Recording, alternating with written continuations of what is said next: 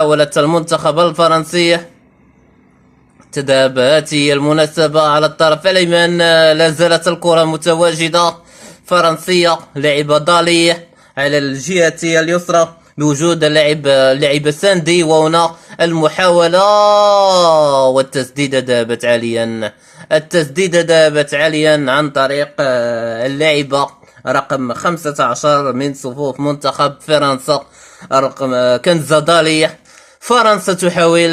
فرنسا تريد أن تستغل من هذه العرضية والكرة التي ذهبت عاليا. مباراة قلت لا تقبل القسم على 2. لعب لوسومر الرقم 9 مهاجمة منتخب فرنسا. كل الاحتمالات واردة في دورة 8 النهائي لكأس العالم.